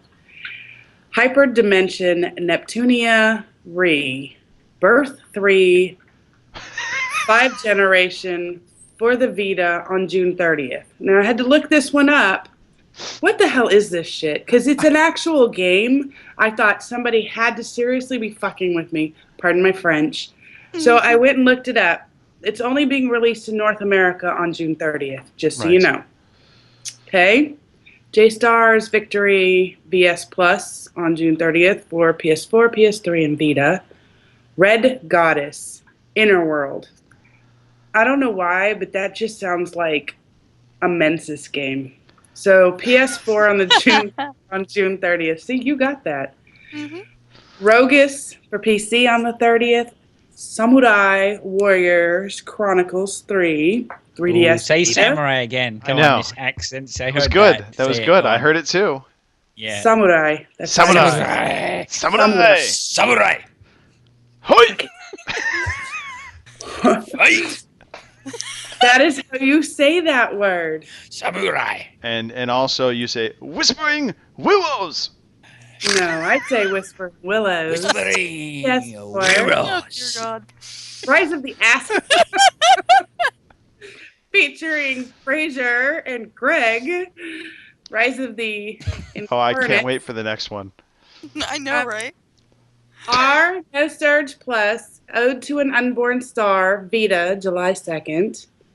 Legends of Eisenwald. Go on, do that one again. Come on. No. No Surge Plus, Ode to Unborn Star. Please stop. You're making Kim pee her pants. See her? Look at her. Vainglory for iOS and Android. That means that goes to a damn phone. And then that Hyperdimension Neptunia Rebirth 3 5th generation for the Vita again, July 3rd, but this is in Europe. Yes. Jurai. Well done, Nicole. Well done. Yes, there you go. Those are your new releases for the upcoming week. All right. Let us move on. Mute him. We have a Gamerscore challenge going on. It has been updated through week 8. So currently the top 3 Xbox One, or Xbox players, I should say, not necessarily Xbox One. You've got Bungo the Scene, PG Tips. Oh my God. Parsnip Knows 3000 in respective third to first placing. And Parsnip Knows, I have to give some big props to a huge ass gamer score of 35,000 gamer score that he has achieved in this time frame. That's nuts. Then you have on the PlayStation side of things, you've got Recruit B10, and then Tuscan 77 and Night Owl 1980. Basically third or 3 to 1. And Night Owl, a whopping 28,785 PlayStation points, basically trophies translated into points through Mark's magic formula, secretly locked away in a vault hidden somewhere in the UK. That's amazing, eh? It is amazing, eh? Parsnips knows there, right? Okay. He's amounting a gamer score that is close to my actual gamer score of 10 years. That is nuts. Right? That is nuts. Yes, he has been squirreling away and if you look at his games played, it's comical. I mean, he is just playing everything under the sun, and it's like it's hit and miss. Like you can see, like certain games he's actually playing almost to completion. And then there's a lot of them where you can see he dives in for those early achievement points. The low-hanging fruit. And then he's like, it got hard. I'm out of here. I'm moving on to the next Hannah Montana game. So yeah, but that is. I think what we should definitely have is at the end of this competition, everyone who's been a prominent participant in this competition has to compile a top 3 games of shame that you have used to get this gamer score up there. I want to know. There you go. I like it. We could have some good stories from that. And the Gamerscore Challenge finishes up Tuesday night at midnight, the UK time frame. So you've got a few more days. So I still have time. Yes, Kim, you still have time. Absolutely. Of course, the G4TE Minecraft servers are up and running on both the PS4 and the Xbox One platform, except for when Dorian never turns on his PS4, which in case the PlayStation 4 platform is not running. Clan War updates. That's all new. Folks, times are tough right now in the Clan Wars. They've lost 3 wars in a row, and they're being matched up against some pretty tough clans. It's hard. It's tough. Last week, A City won 58-55, and then Mandalay Police. Another one I couldn't. Yeah, Mandalay Police beat them fairly soundly, 54-43, and then Some Russians. Not quite sure what that's about. I said some Russian word because it was. It's in Russian. Some Russian word. Kicked the crap out of them, 49-34, and let me just say, it's tough going now. It is tough going. Yeah. Look, I can comment here, right? And I haven't spoken to Nicole about this for a while, but folks, I don't know if Nicole... hold on, Fraser. Let me proper introductions here. The former leader of the Clan Wars, the fallen Canadian cult leader, Fraser Moores, now talking to the problems that are besieging the new clan and its leadership. Please, Fraser, don't comment come away. in and deal with comment on the mess that I've the leg. It's not the thing. Dude, is you got out at the right time, man. You ran away perfectly. I think I did, but I don't know whether Nicole's noticed this because Nicole, you subscribe to the 10 Dragon Challenge, right? A lot of the time for, one of the battle plans that no, you don't. I just started the 10 Dragon thing like the last 2 wars. Yeah, the last 2 hits I did. Mm-hmm. Right. See, now probably for a good sort of most of this year, the last 6 months or whatever, I've always been attacking 10 dragons or whatever like that. But I've really noticed in the last sort of month, 2 months, because this game is now maturing, everyone's getting up to defensive levels that are changing the game. So I am struggling now to hit points on my attacks, whereas before I was sweeping the board on 3 stars, 3 stars. Now I'm lucky if I'm pulling 2 stars in attack. And you can see now it's getting bigger and bigger. And I'm curious actually just to see what's going to happen next. I mean, it's a very linear, I'm going off on a Clash of Clans thing now, but it's a very, very, it's not linear. Sorry, it's not a linear progression. So, where something takes you 5 to get to the next level, then it takes you 10 to get to the next level and so on. By the time you get up to Town Hall 8 and 9, as Nicole well know, and Gigi, of course, sorry, both of you well know, it's extremely a long, hard grind and slog. Yeah, it is. To get up to the next level. Now Fraser, I did a little bit of research for you guys because I felt bad reading this, seeing the 3 losses in a row. I reached out to the developers and I asked, what is a good strategy to help this team out and start getting some wins? Stop playing. No. Actually, the developer was very kind, wrote back, said thank you for your interest in the game. We appreciate that your team is struggling right now. Might we suggest you start spending money? Of course. Of course, but I mean, but both Gigi and Nicole will know that the amount of money, even the amount of money to fill your gold or whatever, to try and just buy a whatever it might be, one upgrade to a Archer Tower or something is phenomenal. Yeah. I'm curious, really curious, is that where do we go next with it? Because it just can't. It is too expensive and then the upgrades take 7, 8, 9 days. And I'm like, we've already had 2 or 3 wars in between there because we war twice a week, which is why there are 3 losses there. Are you possibly warring too much? Are you too angry? No, it's not that. And again, there are changes we're going to have to make eventually as to how we go on our attack process. Do I smell a mutiny? No. Is there another mutiny in the works? No, don't listen to the trolls. No, and I stayed. I know. And my point is, I'm just not sure where it's going to level off or what the next development is. I mean, I'm still going to be there every week for the moment, and just still fire up my attacks and see what happens. But I get the feeling they're going to need to change it up somehow, and I don't know. Yeah. It'd be interesting to see what they do. Otherwise, there's going to be a lot of people jumping ship now. Yeah, because we're up against Budapest next. Budapest. Yeah. Fight. Right. Budapest, I believe they're from what? Alabama? Yeah. Yeah. Yeah, but we also want to welcome Nat back into the fold. He didn't like the people outside our clan. Yes, Nats. Shame on you for leaving, Nats. That's right. He did make a comment, though, Grass in the is chat. always He's like, greener. oh, it's so nice to be back with nice people. Right. Yeah. It's scary out there.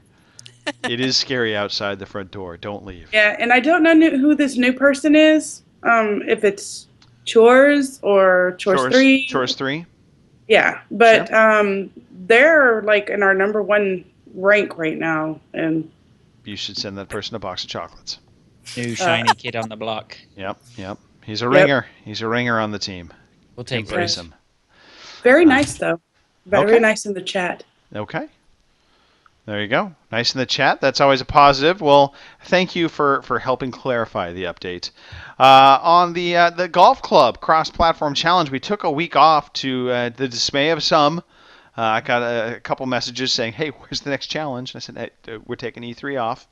But we are back on track. So the last challenge we completed was challenge 19, which was La Valle Glacia, and it was a handicap course. Laval, whatever. Bastard. Laval. I like it. Anyway, never mind. You've had your Clash of Clans moment. Here we go. I know. On the PS4, we had scores coming in with Bean Joe at +20. Ian the Chad was even. Manny Calavera came in at a -3. And he was beat out by the real Kahuna at -4. Okay, read Bean Joe again. Bean Joe was a +12. Yeah, you said 20. Did I say 20? I don't know. Yeah. He was plus something. Bean Joe was up there. Let's see. On the old Xbox One, we had Quibio Jones at +8. Quijibio Jones. Quiji. He knows. No, I can't say it. I can never say it correctly. I can't. Quijibo Jones. Quijibo. Yes. Quijibo Jones. Yes. Quijima Jones. Yes. Fine. +8. Arnat 79 +5. Kimwood Movie Cursor. What? Oh, sorry. It's okay. Womble MK3 was +3. TMG Cerberus came in at +1 along with myself at +1. Scott's to be was at -3. The Caretaker 61 bringing in a -3. And it was funny because I was looking at his scores. He had several like +8s. He was really struggling with it, and then stuck with it, got a -3. So well done on you. And Urban Big P and Step J both came in at a -4. And Gary DeFelice, as far as I know, is missing in action. Typical for a Broncos fan. So we don't know what's going on with the PC. Last I heard, he couldn't get it to boot up because he was having problems. Master Race. Woo, woo. Anyway, so the good news is that Step J kindly stepped up to the plate, pun intended, and gave us a course. So the next course for the challenge number 20 will be Tall Palms Golf Course. Tall Palms Golf Club. And that will be a handicap course, from what I can tell. So there you go. Look forward to that. Look for it. OC X-Gen Challenge 20.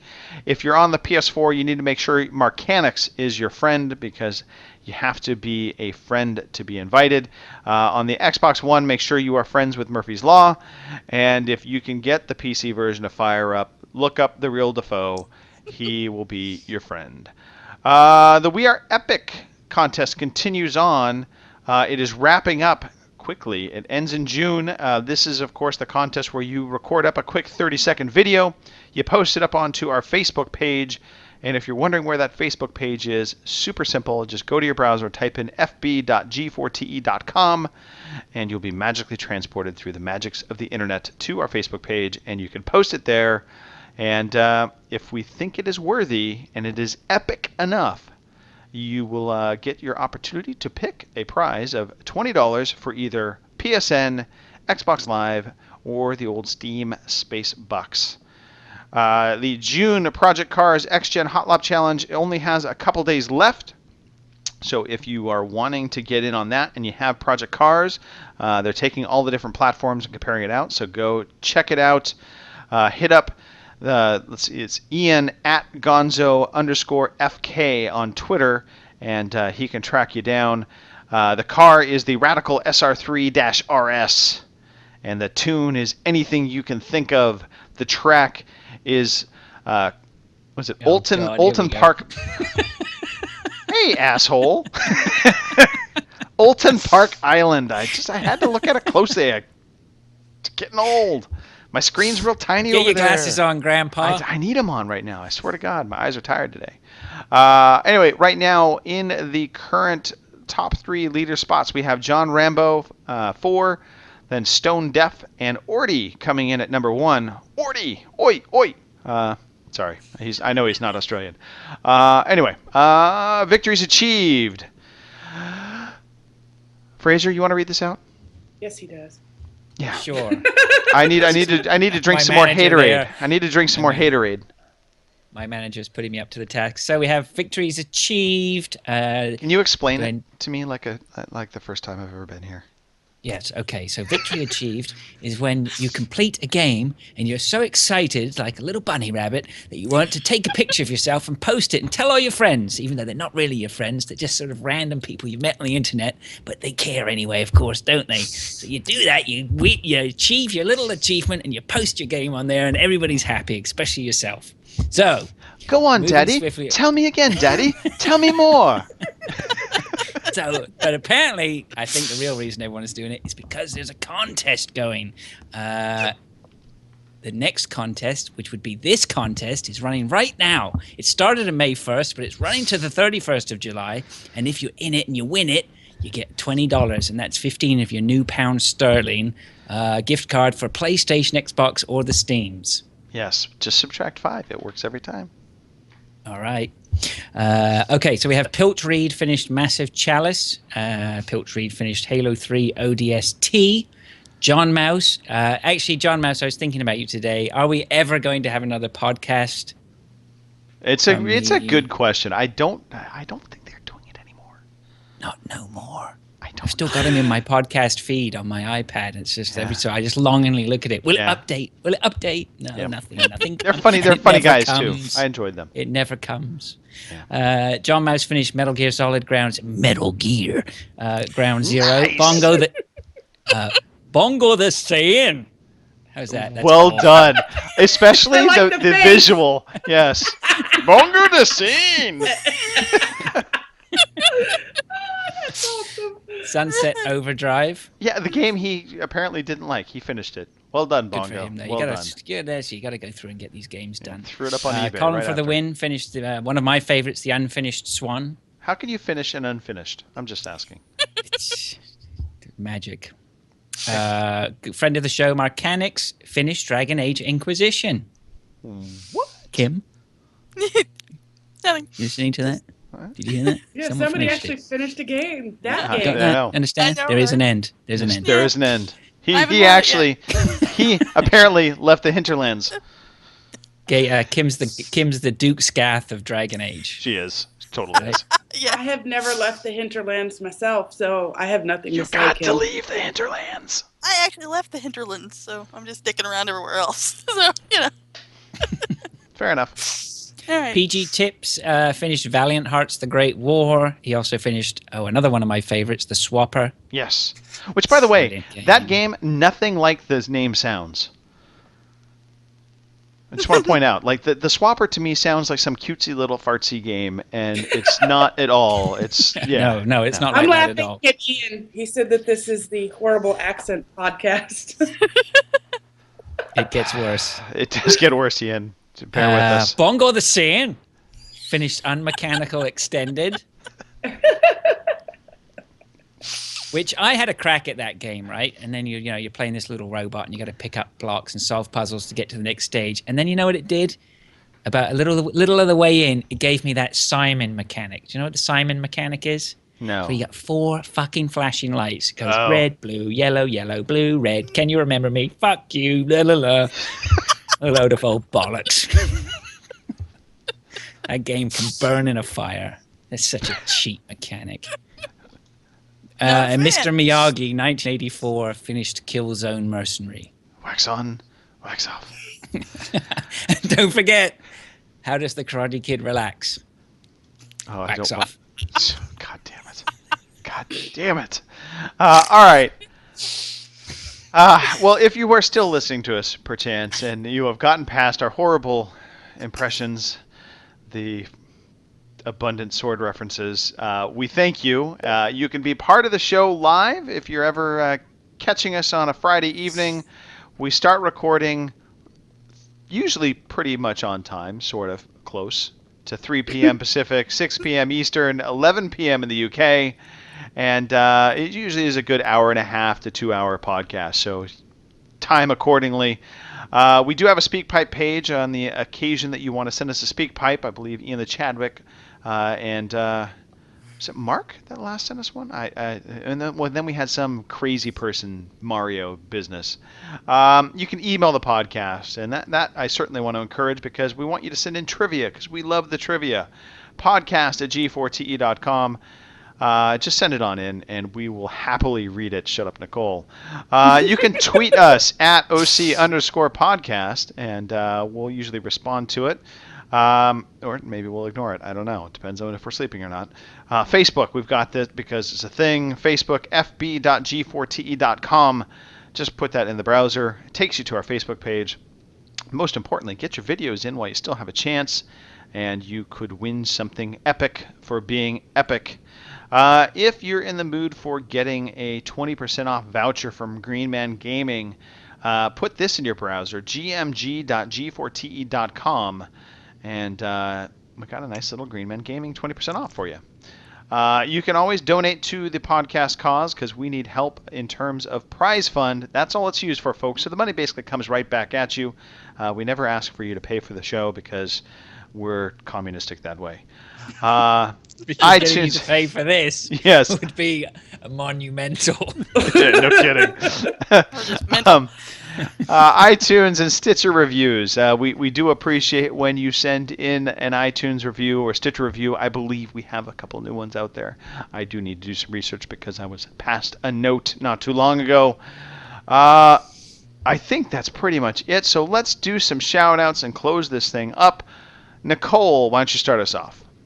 It's because I had that nice little paragraph there, right? Yes, you've got the most to say, so speak.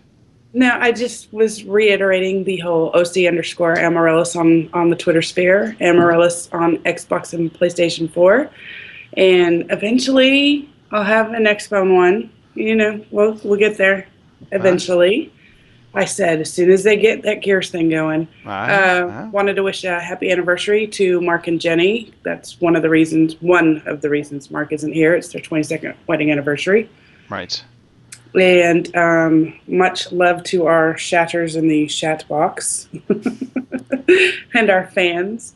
A special shout out to Rogue Outlaw and to Amorous89 for their help. They helped me build this awesome badass barn in Minecraft on their server. All right. And a happy belated birthday to Jinj Ninj. His birthday was on Monday. And just want to shout out to you lovely people because it's always a ton of fun. All right, Kim? Thanks, Nick. Yeah. Rage. Go, Kim. Alrighty. As I said before, I'm GamerGirl27 on Twitter and Xbox and PlayStation, but I don't fire it up, so there's no reason to go there. As always, thank you, lovely people, for coming and watching our little podcast here and listening to us blather on about things. So, and you guys for putting up with me. So, thank you. Frasier. Thanks, Kim. Yeah.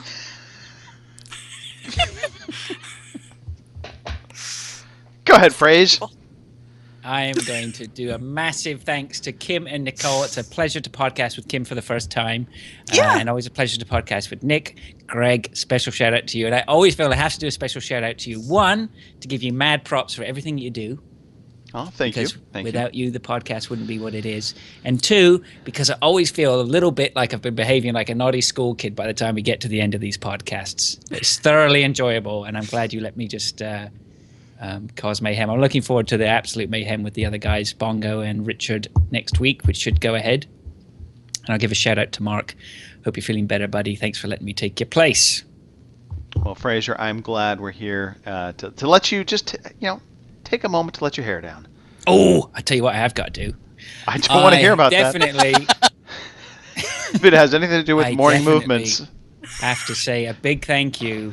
Yes, you do. Turned up early and dropped dinner on my yes desk here. That was my lovely wife. Thank you Absolutely. very much. She's wonderful. Yep. She gets big props. All right. Well, a big shout out to the three of you. Thank you for making this week's podcast. Fraser, thank you for the last minute showing up to help out Mark. And Mark, absolutely feel better. Look, we know you wanted to get out of having sex. You didn't need to throw a headache excuse out there, though. You know, I've got a headache. It's kind of old school. It's not going to work for much longer.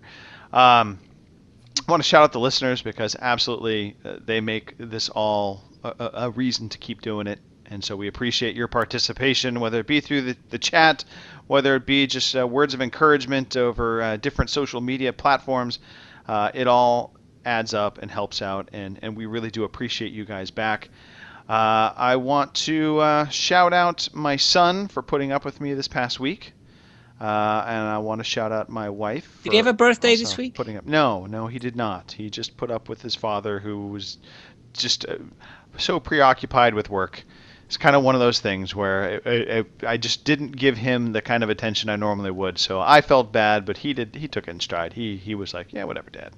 So anyway, that said, yeah, you're a good dad, Greg. I try. I want to shout out Mother Nature, and maybe not so much in a good way. I'm tired of 100-degree weather. I'm really ready for it to go below. Get back, this is why I've been wearing tank tops for like weeks straight. My lawn is starting to look brown. We're in a drought. I'm ready for rain. I know. I'll send you some rain. Dude, yeah, you can change weather. Let's just have my weather. We got rain all weekend. God damn, it's like, send it this way. Rain. Let's just hook up a few hoses. Tell you what, I will head over to your place. We'll hook up a hose, and then we'll just keep hooking up hoses until we reach California, and then just turn the fucker on. And I'll water my lawn. Between us and Texas, we're all flooded. I know. Yeah, exactly. Or you could start cotton farming and get some subsidies. There's that. Don't. Cotton stinks. And on that note, we're done. We're out of here. Thanks for the show. Bye, y'all. Toodles. Bye.